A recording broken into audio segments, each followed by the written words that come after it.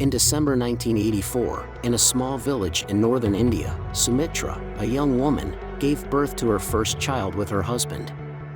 Immediately, Sumitra fell in love with her baby boy, carrying him everywhere and finding joy in him despite the challenges of her poor village. However, one day while fetching water from a well, she suddenly stopped and fell into a trance, terrifying the villagers with her strange contortions and tooth grinding.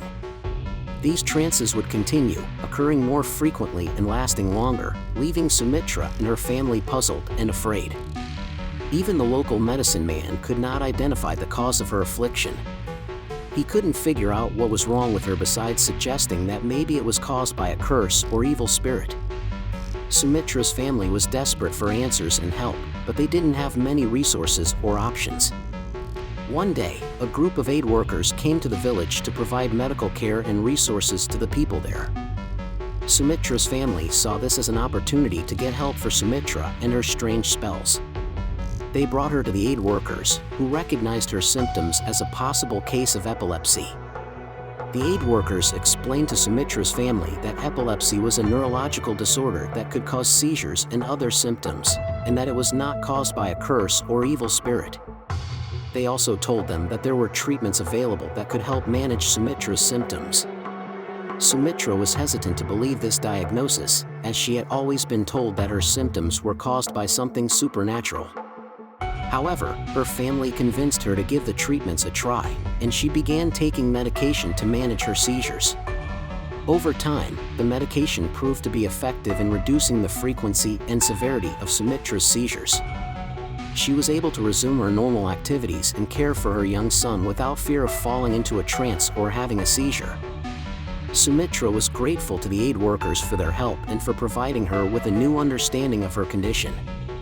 She realized that there was nothing supernatural or cursed about her epilepsy, and that there was hope for managing her symptoms and living a normal life. After Sumitra's strange behavior, her family and villagers eventually accepted that something had gone wrong with her when she was dead for 45 minutes. They stopped trying to snap her out of the trance she was in and instead focused on keeping her safe.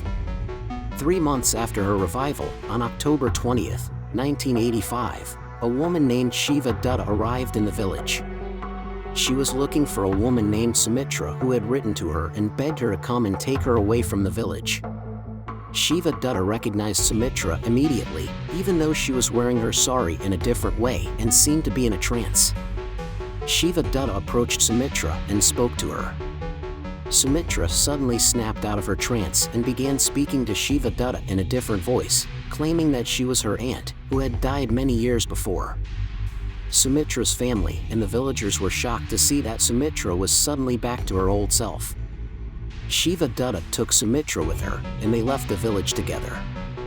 It turned out that Sumitra had been possessed by the spirit of her dead aunt, who had been trying to communicate with her for years. The possession had been triggered when Sumitra died and came back to life. Sumitra's family was grateful that she was finally back to her old self, and the village was filled with a sense of relief. The incident became one of the most talked about events in the village, and people came from far and wide to hear the story of the woman who had come back from the dead. After Ram Tripathi confirmed Sumitra's identity as his daughter's reincarnated spirit, she returned to live with Shiva's family. Sumitra no longer experienced the trances and teeth gnashing that had characterized her possession by Shiva's spirit. However, Shiva's in-laws never faced consequences for their involvement in her death. Despite the fact that Sumitra's reincarnation story has been studied and verified by scientists from the University of Virginia, there are still skeptics who doubt the authenticity of the claims.